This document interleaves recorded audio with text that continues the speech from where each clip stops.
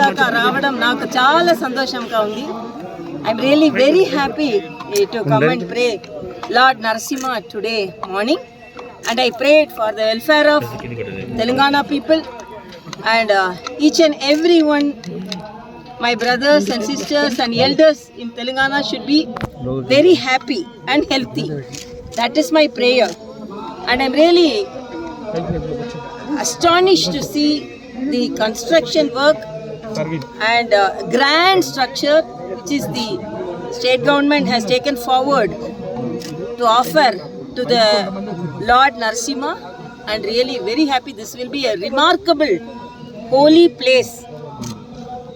A large number of disciples will visit this place, and deities will visit this place. Disciples of Lord Ramanuja will come here, and I'm really very happy to